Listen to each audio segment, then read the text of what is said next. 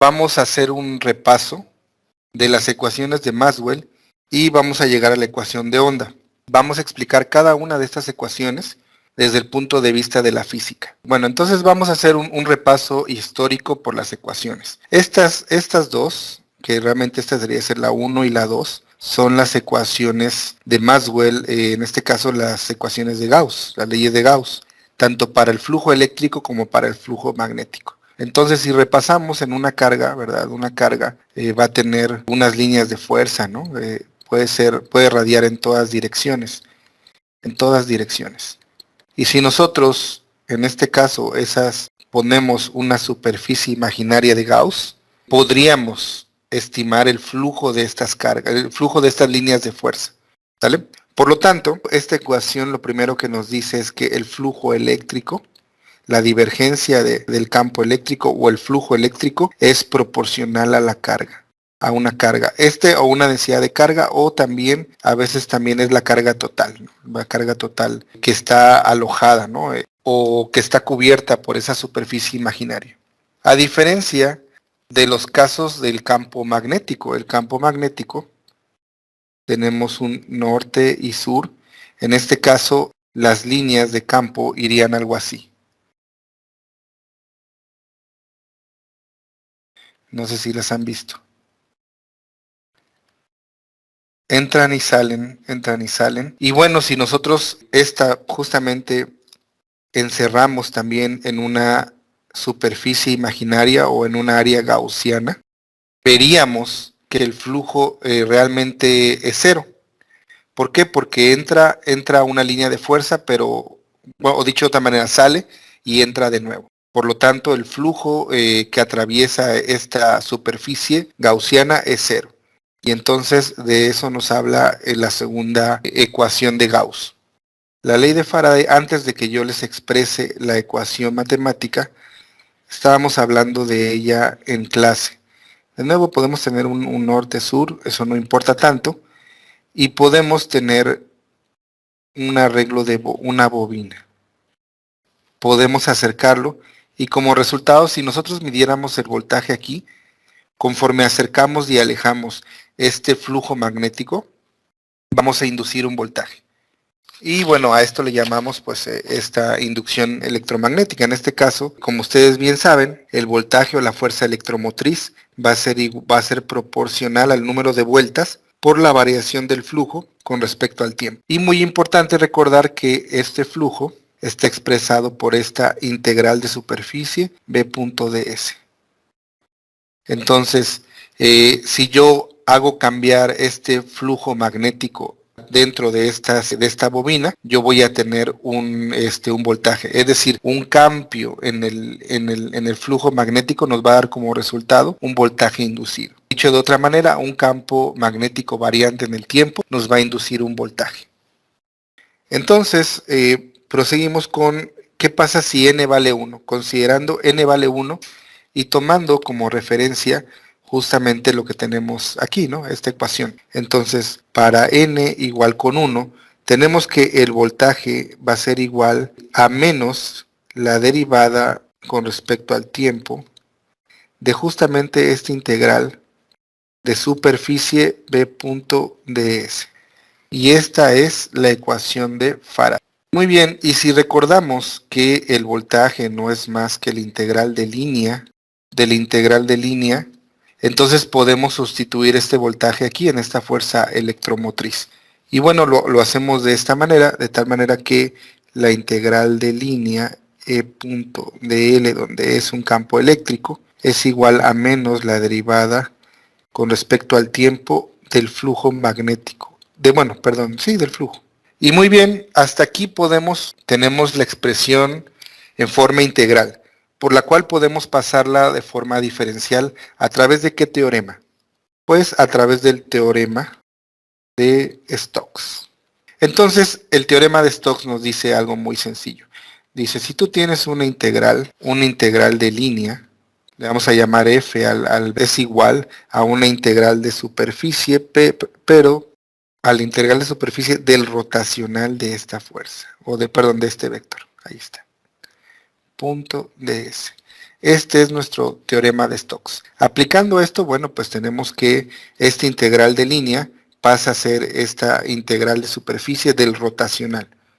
Entonces tenemos la integral de superficie del rotacional de E punto ds. Esto debe ser igual a la misma variación menos, que es de la ley de Lenz, menos la derivada de la integral de superficie del flujo magnético. Espero que hasta aquí vayamos bien. Y bueno, con esto podemos expresar la ecuación de Faraday de forma diferencial.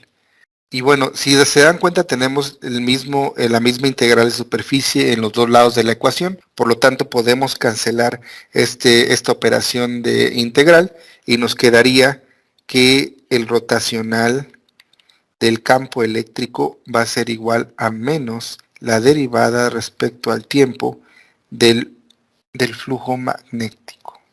Y esto es la ecuación de Faraday, expresada en forma diferencial. Ya vimos que realmente tiene un origen físico. El origen físico es justamente, pues se puede ilustrar con la bobina. Como yo acerco un campo, puedo meter y sacar un imán dentro del área transversal de la bobina y entonces voy a inducir un voltaje en las terminales de la bobina. Básicamente es la ley de Faraday. Y muy importante verlo de otra manera, podríamos decir, la variación respecto al tiempo del flujo magnético nos va a producir una circulación del campo eléctrico o un rotacional del campo eléctrico. Pero bueno, hasta aquí, pues estas fueron las observaciones de Faraday que Maxwell pudo aterrizar en forma de teoría. Sin embargo, falta algo, falta por ejemplo la ley de Ampère. Si teníamos un conductor y este conductor, ¿qué es la corriente? No es más que el movimiento de cargas en una dirección. En este caso, estas cargas se están moviendo generando una corriente. Por lo tanto, va a haber una circulación del flujo magnético. Y bueno, esto se puede expresar con la bien conocida, pues, ecuación de Ampère. Y bueno, esta es la ecuación estática de Ampère. ¿Ok? Digamos que, dicho de otra manera, la densidad de corriente va a provocar una circulación del campo magnético o del flujo magnético. Entonces, sigue algo muy importante, el problema que resolvió Maxwell. Es un simple capacitor. Digamos que nosotros conocemos un capacitor de teoría de circuitos, ¿verdad? Decimos, bueno, si yo le meto un voltaje variable, VI, no importa, ¿no? Y aquí puede haber un VO o voltaje en el capacitor. Y nosotros sabemos de física muy elemental que la carga es proporcional al voltaje, donde esta proporcionalidad es la capacitancia. Si nosotros derivamos la carga con respecto al tiempo, esto es lo mismo, dado que la capacitancia es una constante, dado que es un medio isotrópico y lineal y homogéneo, etc., tendríamos esta expresión, y esta es la que conocemos. Una corriente es igual a la capacitancia por la derivada de V con respecto al tiempo. Esta es justamente la expresión que ya conocemos de cualquier libro de teoría de circuitos. Sin embargo, para los tiempos de Maxwell, esto no se conocía, y Maxwell tuvo que entender o desarrollar la corriente en un capacitor. Si vemos esta simple expresión, podríamos decir que la variación de un campo, en este caso, voltajes variantes en el tiempo, nos producen una corriente. ¿Están de acuerdo? O una corriente es proporcional a la variación del voltaje con respecto al tiempo. Sin embargo, bueno, para esto, pues Maxwell tuvo que trabajar para explicar justamente esta parte, es decir, nosotros tenemos un capacitor. Voy a tratar de dibujarlo lo mejor posible. Como pueden observar aquí, podemos meterle, en este caso vamos a meterle un voltaje variante en el tiempo. No lo estoy expresando, pero bueno, podemos poner VI, no sé, VDT. Eso no importa. Y por supuesto va a circular una corriente. Normalmente le llamamos corriente de conducción. Pero, ¿qué pasa aquí? Nosotros decimos, bueno, dentro del capacitor no fluye corriente. y yo les pregunto, bueno, aquí empieza a fluir, ¿no? Y estos empiezan a cargar, ¿verdad? Arbitrariamente vamos a dejar que sea así, de esta manera. Aquí hay un dieléctrico, en este caso simplemente le puse nada, pero asuman que hay un buen dieléctrico. Aquí va a haber ¿qué va a haber entre las dos placas? Bueno, va a haber un campo eléctrico, ¿están de acuerdo? ¿Cómo explicamos que haya un flujo de corriente? Si hay una corriente aquí y si yo mido puede haber otra corriente acá. Entonces fue la cuestión que básicamente Maxwell resolvió, el problema del capacitor. Parece tan sencillo, pero para eso vamos a encontrar un término muy importante, que sin ese término no vamos a poder desarrollar la ecuación de onda, que es hasta donde vamos a llegar el día de hoy. Entonces, en esta historia, ¿qué falta? ¿Qué falta para explicar? Regresamos a la ley de Ampère. La ley de Ampère nos dice que el rotacional del campo magnético o una corriente nos produce una circulación del campo magnético, como ya hemos estado discutiendo. Sin embargo, falta algo. ¿Cómo explicamos que fluya corriente a través del capacitor? Y bueno, para esto podemos recordar la ecuación de Gauss. La ecuación de Gauss, en forma integral, podemos hacerla, nos dice que la integral, el flujo eléctrico, va a ser igual a la carga que engloba esta superficie cerrada. Yo también puedo poner se me olvidó esta parte, esperemos que me lo haga bien, y entonces yo pongo una superficie imaginaria también, ¿sale? Donde está atravesando el campo eléctrico. Muy bien, entonces, esto es clave, es fundamental y es muy importante. Faraday demostró experimentalmente la variación de un flujo magnético provoca o genera una circulación ¿de qué? Del campo eléctrico. ¿Están de acuerdo? Hay una relación íntima entre el campo eléctrico y el campo magnético. Pero Maxwell, por otro lado, se hace una pregunta o una conjetura. Más bien, se pregunta cómo resolver este problema del capacitor, aterriza una conjetura muy importante. Entonces, ¿será posible una variación del campo eléctrico, del flujo eléctrico, de nuevo, puede producir una circulación del campo magnético? ¿Qué piensan de esta conjetura? Y bien, pues regresamos justamente a la ecuación de Gauss y habíamos dicho que el flujo es igual a la carga. ¿Qué pasa desde el punto de vista matemático? ¿Qué pasa si derivamos con respecto al tiempo este flujo eléctrico? Nos da como resultado, tenemos que derivar ambos lados y esto es igual a ¿qué? A la corriente. ¿Están de acuerdo? Sí, profe. Una variación de la carga respecto al tiempo nos da una corriente. Y bien, desde el punto de vista matemático, esta conjetura es adecuada. Entonces podemos reexpresarla. Ustedes saben que, bueno, dado que D, en este caso, asumimos que es constante, y lo que va a integrar esta integral de superficie es justamente el área o la superficie, tendríamos que D con respecto a T por D, la integral de S es igual a I. Y bueno, esto a su vez pues nos da la derivada con respecto a D respecto al tiempo, de D con respecto al tiempo, por el área, ¿verdad? Entonces, muy sencillo. Resulta que esta área la puedo pasar dividiendo y nos va a quedar que la derivada con respecto al tiempo del desplazamiento eléctrico es igual a la densidad de corriente. El área pasa dividiendo y nos queda una densidad de corriente. Y a este término Maxwell le llamó corriente de desplazamiento. Y esta corriente de desplazamiento sumamente importante explica por qué hay aquí justamente una continuidad de la carga, continuidad de la corriente eléctrica a través de la corriente de desplazamiento. Y con eso Maxwell completa las ecuaciones del campo electromagnético, ahora conocidas como ecuaciones de Maxwell.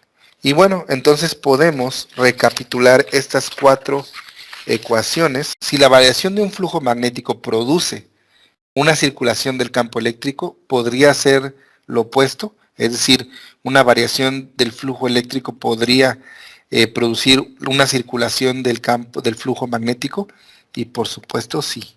Y como resultado vamos a ver que las ondas van a viajar juntas, tanto el campo eléctrico como el campo magnético, de forma perpendicular. Y bueno, entonces ya podemos resumir las ecuaciones de Maxwell. La divergencia o el flujo es igual a la carga. El flujo magnético es igual a cero. Una superficie cerrada. El rotacional Ese del símbolo campo de triángulo, profe, ¿qué significa? es nabla. Este es nabla y este es punto D, es la divergencia. Es una operación vectorial que es muy importante. Y entonces el rotacional también es un operador vectorial. El rotacional o dicho de otra manera, la variación del campo magnético, como hemos dicho, nos provoca una circulación del campo eléctrico. Si gustan, ahorita les explico un poquito más de el rotacional. Solo permítanme terminar de escribir las 4 ecuaciones. J, que esta es la J que ya teníamos de la ecuación de Ampère, más la corriente de desplazamiento. Inge, entonces ahí en la parte de arriba, en conclusión, el campo magnético no solo se genera por cargas eléctricas, sino también por variaciones en el campo eléctrico. Sí, así es. O sea, el campo magnético, o sea, una variación del campo eléctrico produce una circulación del campo magnético y viceversa. Eso nos dice estas ecuaciones hasta donde entiendo, ¿no? Realmente podríamos hacerlo un poco más abstracto, pero esta es una interpretación bastante entendible de qué es, y es lo que me interesa, para que podamos utilizarlas. Y bueno, ¿qué es un rotacional?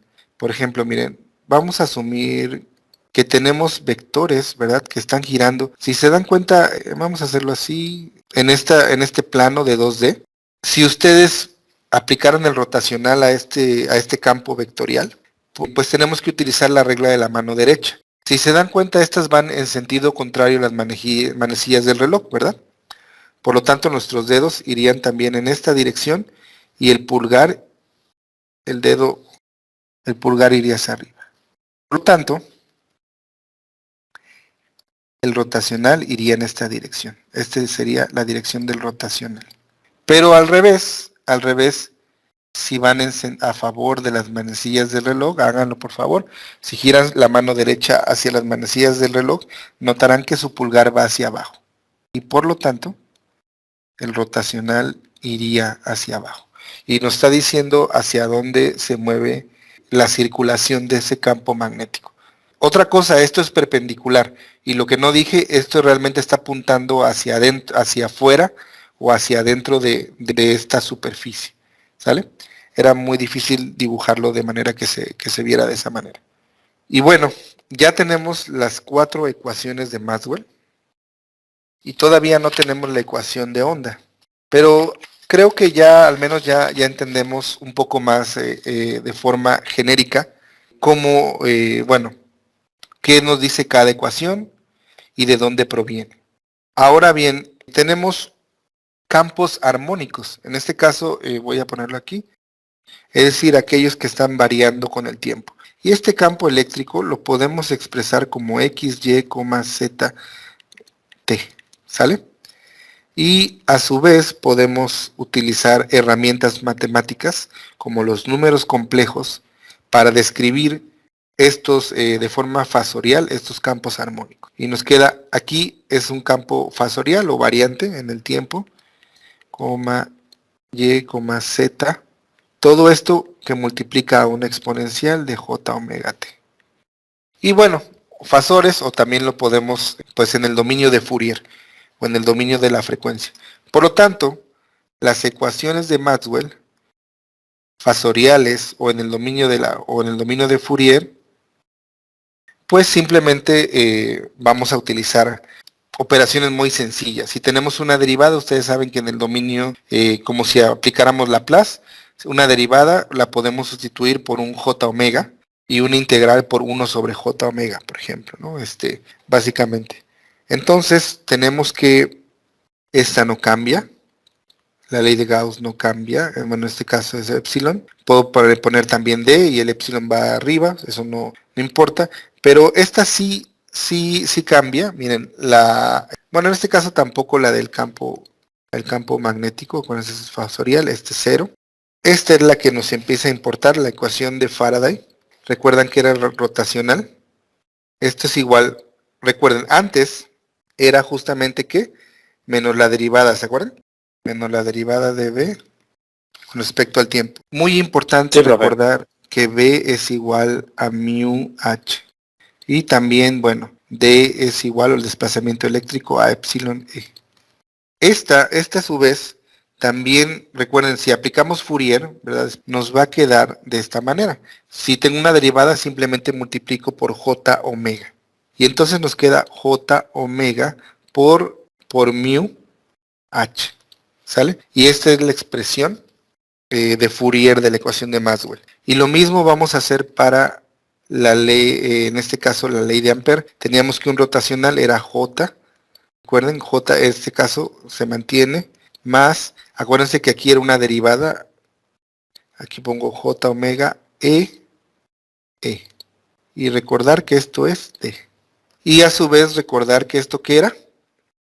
Esto era justamente nada más que la derivada de B, perdón, de D, con respecto al tiempo, ahí está.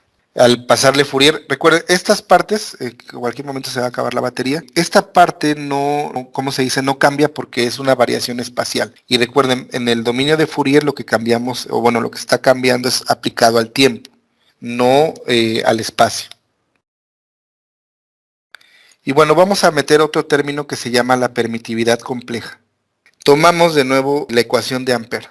De Ampère, pues simplemente ya sabemos cuál es esta.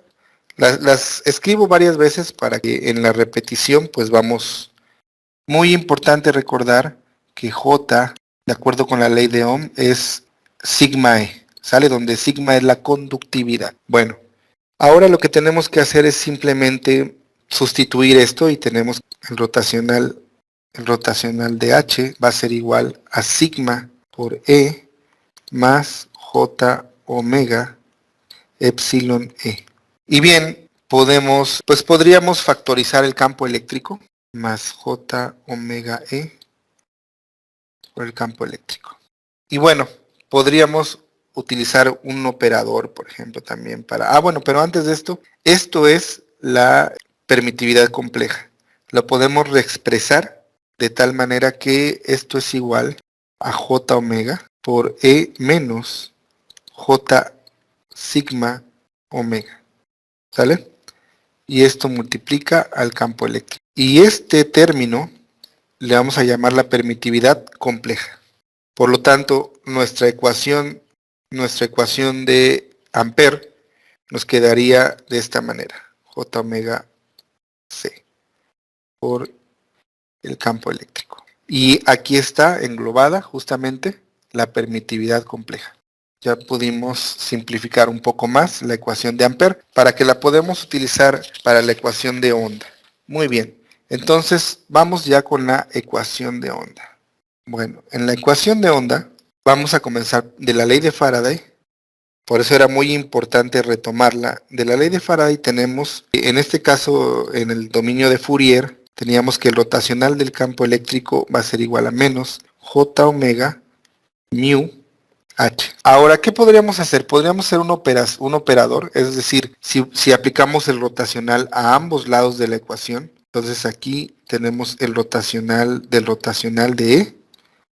Esto es igual a menos J omega mu, son constantes, por el rotacional del campo magnético. Entonces resulta que hay una simplificación matemática, es decir, que el rotacional de un campo va a ser igual a al operador nabla de la divergencia de ese campo eléctrico menos el laplaciano de E, del mismo campo eléctrico. Pero lo que no mencioné, que para la ecuación de onda vamos a considerar un medio libre de cargas, ¿no? Y es decir, dicho de otra manera, ρ vale 0, ¿sale? O dicho de otra manera, la divergencia del campo eléctrico que valía rho, en este caso sobre epsilon 0, es igual a 0. Y entonces la ecuación de Gauss nos quedaría de esta manera. Dicho esto, por lo tanto, este término, ¿qué creen que le pasa? Pues es 0. ¿Sale? Y continuamos con esta expresión que nos quedaría simplemente menos el laplaciano del campo eléctrico es igual al rotacional del rotacional. ¿Sale? Al rotacional del rotacional de E. Y entonces, pues ya podemos sustituir esto justamente en la ecuación de arriba y nos quedaría que menos laplaciano del campo eléctrico es igual a menos J omega mu por el rotacional del campo magnético. Ahí está. ¿Sí? Ok, entonces esto resultó en una simplificación sigue siendo igual a esto. Pero bueno, yo les pregunto, ¿a qué les recuerda esto? Esto es justamente ¿qué? La ley de Ampère, ¿están de acuerdo o no? Sí, sí, sí. Entonces, la ley de Ampère, recordar, ¿verdad? Que la ley de Ampère de forma fasorial, para eso era importante tener la permitividad compleja, nos da que es igual a ¿qué? A J omega epsilon C, que es la permitividad compleja.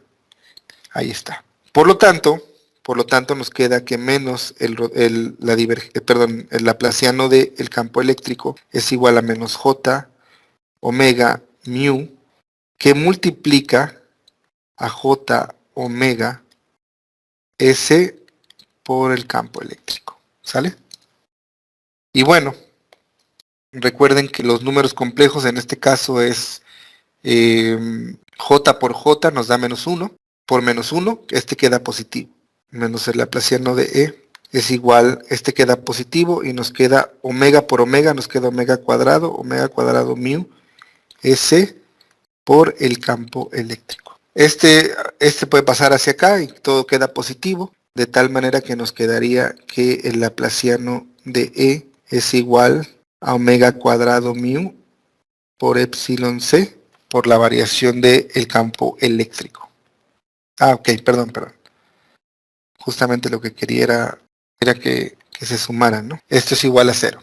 Ahora vamos a encontrar una expresión, en este caso, esto le vamos a llamar gamma. Gamma cuadrada va a ser igual a menos omega cuadrada mu S. Y ya la ecuación de onda nos va a quedar de esta manera.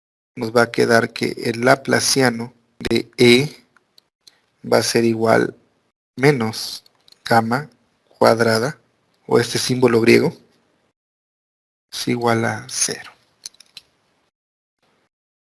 Y bueno, esto es lo más elemental de teoría electromagnética. Espero les sirva.